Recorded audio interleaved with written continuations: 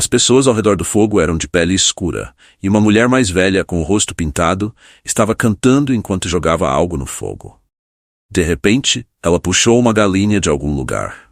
Não dava para saber se o animal já estava morto ou tinha acabado de ser sacrificado, mas estava completamente mole.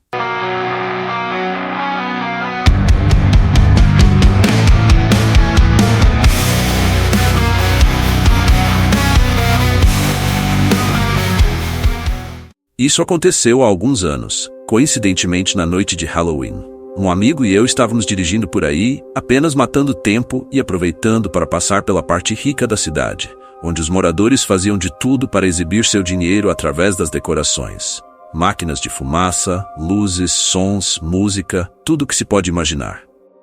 Enquanto dirigíamos pela rua, chegamos a uma fileira de casas com as luzes apagadas, sem uma única luz acesa, exceto pela luz da lua e os faróis do nosso carro. Essa rua costumava ser toda escura, com exceção de uma casa, a de um homem mais velho, que sempre exagerava em todas as decorações de cada feriado. A casa estava tão assustadora quanto poderia estar. Esqueletos, uma bruxa no fundo, alguns cantos e risadas estranhas. Meu amigo viu que o homem tinha colocado uma tigela de doces com uma placa de Pegue 1, cheia de barras de chocolate grandes. Então, ele estaciona o carro e sai. Eu o segui, passando pelo cemitério de mentira, e nos aproximamos da tigela. Quando ele colocou a mão na tigela, bam, uma mãozinha saiu e o fez pular de susto. Ele literalmente correu de volta para o carro enquanto eu ria. Peguei uma barra de chocolate para mim e voltei ao carro. Mas então percebi algo. Aqueles cantos e barulhos estranhos não vinham da casa. Eu avisei meu amigo quando entrei no carro e decidimos continuar dirigindo. Ele comentou que havia um pequeno cemitério aberto a noite toda, então resolvemos dar uma olhada. Levou um tempinho para chegarmos lá, mas quando chegamos, pudemos ouvir os cantos melhor e ver umas luzes ao longe. Desligamos os faróis e dirigimos devagar até a entrada. Ao entrar, senti uma sensação estranha. Noite de Halloween em um cemitério, é assim que os filmes de terror começam.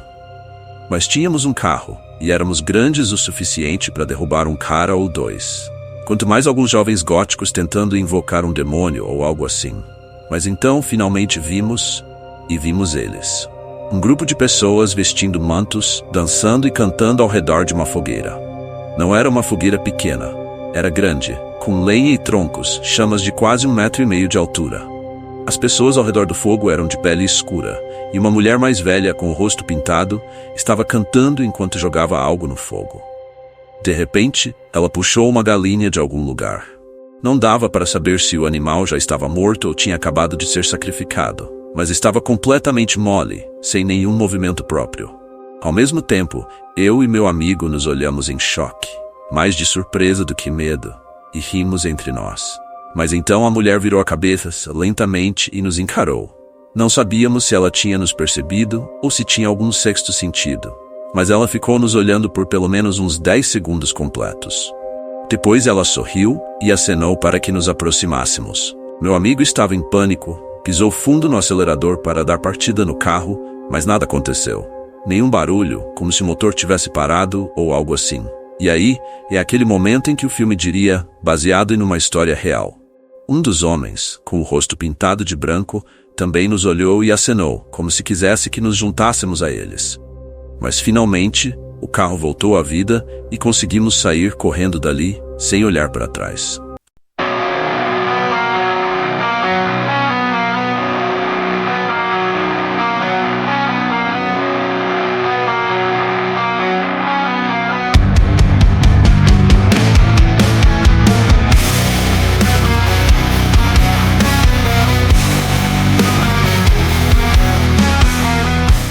Na época, eu tinha 18 anos e era a única dos meus amigos que tinha carro.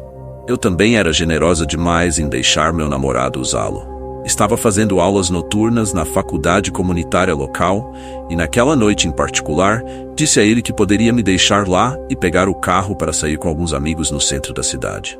Ele prometeu me buscar depois. A aula terminava por volta das 20h30. Quando saí e fui para o estacionamento com os outros alunos, meu namorado não estava em lugar nenhum. Fui verificar o celular para ver se ele tinha mandado alguma mensagem, mas a bateria estava morta. Sentei no meio-fio e esperei. Depois de uns 20 minutos, o estacionamento estava vazio. Encontrei algumas moedas na minha mochila e usei um telefone público fora do prédio para ligar para ele, mas caiu na caixa postal. Fiquei bem irritada. Esperei mais um pouco, e depois de cerca de 1 hora, desisti e comecei a caminhar. Uma amiga minha morava a uns 8 quilômetros dali, então decidi ir para lá. Eu não estava em uma parte perigosa da cidade, então não me preocupei em andar sozinha à noite. Além disso, eu estava muito irritada para ficar parada. Lembro-me de andar e estalar os dedos no ritmo de uma música que estava na minha cabeça, tentando fazer a caminhada ser mais interessante e tirar a minha mente da raiva. Já era tarde quando cheguei ao cemitério, que ficava um pouco mais de 1,5 quilômetros da casa da minha amiga. Era o maior cemitério da cidade, ocupando vários quarteirões. Continuei esperando que meu namorado aparecesse, preocupado e bravo, exigindo que eu entrasse no carro. Na minha cabeça, eu já imaginava a briga que teríamos. Enquanto caminhava perto do cemitério, distraída com meus pensamentos e olhando as lápides, notei alguém em pé ali, com a silhueta iluminada pelas luzes amarelas da rua. Meu cérebro voltou à realidade. Já devia passar das 23 horas, muito tarde para alguém estar em um cemitério. E aquela pessoa não estava andando pelas trilhas, mas de pé atrás de uma lápide grande. Ele, porque era definitivamente um homem, estava a uns 20 metros de distância, olhando na minha direção. Fiquei observando cautelosamente enquanto caminhava, e depois de alguns momentos, ele começou a se mover lentamente de trás da lápide. Olhei fixamente, e levou um tempo para eu entender o que estava acontecendo. No início achei que estivesse enganada, mas mesmo na pouca luz, pude perceber. O homem não estava usando calças. Eu corri os últimos 1,5 quilômetros até a casa da minha amiga. Não olhei para trás e não parei, mesmo com a dor aguda que senti no meu lado. Quando cheguei, ela estava acordada assistindo ao filme Half-Baked e me perguntou o que tinha acontecido. Não sei porquê, mas não contei sobre o homem no cemitério. Só falei que meu namorado não apareceu e que eu senti vontade de correr parte do caminho. Não contei a ninguém sobre isso por anos. Pensando bem, eu deveria ter chamado a polícia.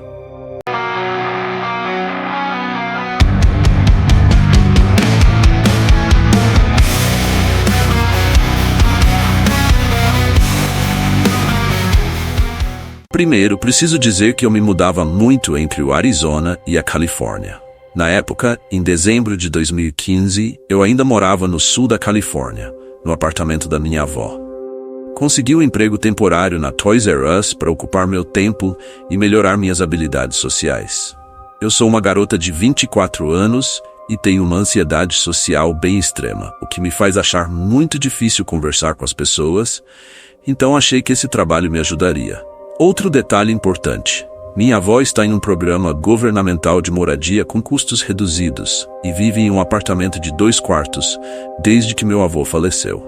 No entanto, devido às inspeções anuais do complexo onde ela mora, teoricamente ela deveria ser a única moradora. Então, tecnicamente, eu não deveria estar morando com ela, mas ela gostava da companhia e da ajuda, e eu adorava não precisar pagar aluguel. Como eu não deveria estar lá, tinha que me movimentar com cautela, e principalmente não podia estacionar o carro no estacionamento do condomínio, pois chamaria muita atenção. Havia um cemitério do outro lado da rua do condomínio, e depois dele, meia milha de casas ao longo da rua. A maioria dos visitantes das casas e apartamentos próximos, incluindo eu, estacionava por ali. Eu não pagava aluguel e morava com minha avó, o que era ótimo. Mesmo que isso significasse ter que estacionar a meio quilômetro de distância do condomínio. Eu não me importava com a caminhada, então estava tudo bem nos primeiros meses, desde que consegui o emprego em outubro, apesar de um incidente assustador com um perseguidor no trabalho. Deixo essa história para outra hora. Eventualmente começaram a me colocar nos turnos noturnos, o que não me incomodava, pois sou uma pessoa noturna. Além disso, quem já trabalhou no fechamento de lojas sabe que é comum ficar até 1 ou 2 horas depois do horário de fechamento, especialmente durante a temporada de férias, arrumando tudo. Era início de dezembro, e naquela noite saí do trabalho por volta das 2 da manhã. Nesse horário do ano, o nevoeiro na região pode ficar incrivelmente denso, a ponto de ter que dirigir a 50 km/h na estrada com os faróis altos. E ainda assim, não conseguir ver a 1 metro de distância do carro. Aquela era uma dessas noites. Eu não estava tão incomodada, mas minha ansiedade aumentou um pouco. Quando finalmente cheguei em casa, levei quase 20 minutos para encontrar uma vaga para estacionar, o que me deixou ainda mais ansiosa. Com minha sorte, acabei estacionando no final da rua, a meio quilômetro de distância. Eu tenho uma tradição de, ao sair do carro, fechar a porta e ficar parada por um minuto, alongando-me e, às vezes, reclamando em voz alta comigo mesma. É um hábito, e naquela noite não foi diferente. Depois disso, coloquei minha bolsa debaixo do braço, liguei a lanterna do celular e apontei para frente, pois com o nevoeiro não conseguia ver nada. Já tinha andado muitas vezes naquele clima, então conhecia bem o caminho. Uma caminhada reta de meio quilômetro, uma curva acentuada à esquerda no final do cemitério e depois atravessava a rua para o condomínio fechado. Eu estava indo tranquilamente até que ouvi uma tosse alta e passos. Meu modo de alerta ligou imediatamente e comecei a andar mais rápido, tentando fazer menos barulho. Chame-me de paranoica, mas já tive vários encontros assustadores e não estava a fim de conhecer um estranho andando atrás de mim. Ainda mais no meio do nevoeiro, onde mal dava para ver um palmo à frente, mesmo com a luz do celular. Isso continuou por alguns minutos, com tosses ocasionais atrás de mim, até que ouvi um assobio, como aqueles que os homens fazem para chamar a atenção das mulheres. Isso me deixou confusa. Porque, primeiro, ninguém conseguia ver nada, e segundo, parecia que a pessoa estava tentando me intimidar de propósito. Nesse momento, desisti de andar e comecei a correr. Os passos atrás de mim também se transformaram em uma corrida, e eu pude ouvir a respiração pesada da pessoa, claramente sem estar em boa forma física. Já estava quase correndo ao lado do cemitério, quando, por alguma razão absurda, minha mente em pânico achou que seria melhor me esconder dentro do cemitério, em vez de continuar até em casa. Se não fosse pelo nevoeiro, eu teria uma visão clara do apartamento da minha avó daquele ponto no cemitério onde estava. Me escondi, me agachando atrás do poste na entrada dos portões do cemitério, e soube que havia feito besteira, porque os passos pararam também. Pude perceber que a pessoa sabia que eu estava escondida, pois parei de fazer barulho com meus passos. Fiquei agachada lá por o que pareceram 10 minutos, com medo de ligar o celular para não ser vista, e muito assustada para correr, achando que a pessoa estava me ouvindo com atenção. Eu percebi que ele estava parado a uns 2 ou 3 metros de onde eu estava, na entrada do cemitério, logo antes dos portões. Isso foi confirmado quando, após alguns minutos, ouvi sua voz dizendo: "Eu sei que você está aí, querida." Ouvi o som de um isqueiro sendo aceso e senti o cheiro de cigarro. Imaginei que ele estava distraído com um cigarro, então corri pelo cemitério, de alguma forma sem tropeçar em nenhuma das lápides, enquanto ouvia atentamente qualquer som vindo atrás de mim. A entrada principal do cemitério tem um portão de ferro, mas a parte de trás é separada por uma cerca de madeira, dividindo o cemitério e os quintais das casas vizinhas. A outra parte, que fica em frente ao apartamento da minha avó, tem uma cerca de arame. Não havia outra entrada ou saída, mas eu sabia que a cerca de arame não chegava até o chão. Deitei no chão, empurrei a cerca para cima e passei por baixo.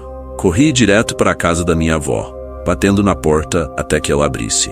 Não sei como esse cara me encontrou. Ele provavelmente estava por perto quando estacionei o carro e ouviu minhas reclamações em voz alta.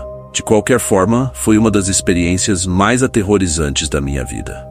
Então, para o cara assustador de San Diego que gosta de sair do nevoeiro para aterrorizar mulheres às 3 da manhã, espero que nunca mais nos encontremos.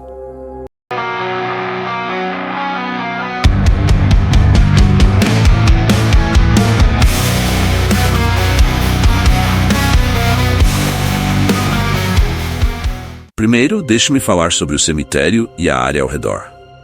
O cemitério é visualmente impressionante, com uma área totalmente aberta, onde você pode ver todas as sepulturas ao redor e ao longe, além de uma seção labiríntica assustadora, onde a natureza domina os túmulos, com plantas crescendo descontroladamente por todo lado. Há também uma grande igreja localizada na extremidade do cemitério. É uma visão sombria, mas ao mesmo tempo muito bonita. No entanto, antes deste incidente, eu nunca tinha dado muita importância ao cemitério. Eu passava por ele quando ia encontrar meus amigos ou pegava um atalho para casa, e recentemente quando ia para a faculdade. O cemitério ficava ao lado de alguns becos sinistros em um conjunto habitacional perigoso. Então era preciso estar atento ao caminhar por lá, devido aos rumores constantes de traficantes, assaltantes e todo tipo de gente rondando a área à noite. Mesmo assim, o cemitério não me parecia muito interessante, até que um amigo meu me contou uma história bizarra envolvendo seus irmãos e amigos à noite. Eles costumavam jogar algum tipo de jogo no cemitério, mas o jogo não é importante. Eles estavam apenas sendo adolescentes típicos, causando confusão para passar o tempo, já que o bairro era tão monótono quanto ver grama crescer. Depois de cerca de 20 minutos jogando, eles começaram a notar algo estranho. Todos sentiram que estavam sendo observados. A atmosfera ficou pesada e sombria, e a tensão aumentou, pois eles sabiam que não estavam sozinhos. Logo, um dos garotos viu uma pessoa. Essa pessoa estava usando uma capa e segurava algo. Estava agachada atrás dos túmulos, movendo-se silenciosamente de um para o outro, se aproximando deles. Quando um dos garotos percebeu e alertou os outros, o homem encapuzado começou a persegui-los, empunhando um martelo como uma arma. O homem era incrivelmente rápido, mas graças ao pânico e ao preparo físico dos garotos, eles conseguiram correr mais rápido. Eles pularam uma cerca alta e escaparam. Logo após pularem, ouviram o estrondo. O homem encapuzado tinha atingido a cerca com o martelo, quase acertando a cabeça de um deles. Mais tarde, eles contaram a história para o irmão deles, que é meu amigo. No começo, eu não acreditei, assim como meus outros amigos. O amigo que me contou a história, chamado Sam, não é do tipo que mente muito e parecia sério. Eu pensei que os irmãos dele estavam mentindo para ele, mas decidi que iria verificar por conta própria. E claro, os meus amigos iriam comigo. No dia seguinte, meu amigo Dave me mandou uma mensagem dizendo que já havia ido ao cemitério na noite anterior com seus amigos. A experiência deles com o homem encapuzado foi um pouco menos frenética, mas ainda mais bizarra. Dave e 2 amigos foram para a parte mais profunda do cemitério. Um dos garotos gritou, "Ei, sem rosto!", referindo-se ao homem encapuzado. Dave tentou fazer com que ele se calasse, mas ele não parava. Continuaram andando pelo caminho cercado de túmulos até chegarem a um grande barracão. Escondidos atrás de um arbusto, eles o viram. O homem encapuzado estava lá dentro, examinando suas armas. Um grande martelo, uma chave de boca enferrujada e um facão em decomposição. De repente, ele saiu do barracão e entrou na igreja. Nesse momento, os sinos da igreja começaram a tocar de maneira estranha e perturbadora. Eles mudaram de lugar, se escondendo atrás de um banco mais distante. O homem encapuzado saiu da igreja, segurando um machado e parecendo preocupado. Dave decidiu que era hora de sair, e todos concordaram. Enquanto tentavam fugir, Dave observou o homem encapuzado, que de repente caiu no chão e começou a rastejar rapidamente de túmulo em túmulo, emitindo sons guturais. Em seguida ele se levantou e quebrou uma lápide com o machado, soltando um grito assustador em direção ao céu. Todos correram, e o homem não os perseguiu. Depois de ouvir isso, pensei que não valia a pena ir até lá.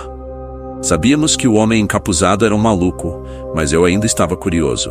Então, alguns dias depois, organizei uma equipe para explorar o local. Encontramo-nos durante o dia, já que ninguém queria ir à noite. Caminhamos até o portão do cemitério, que estava trancado. Então pulamos e começamos nossa aventura. Depois de um tempo explorando, vimos o homem encapuzado novamente, e ele começou a nos seguir. Ficamos apavorados e corremos por entre os túmulos e o labirinto de plantas.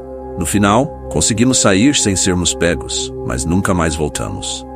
No dia seguinte, passei perto do cemitério e vi fita de isolamento vermelha e policiais ao redor da igreja.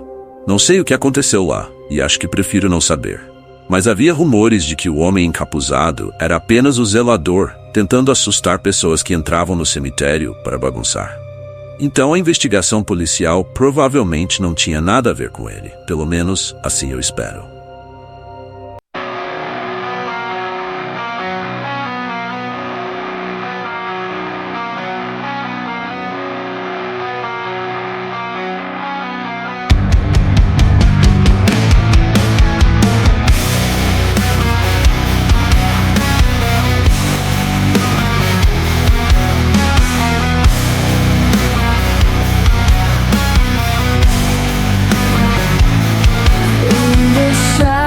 Where silence grows, every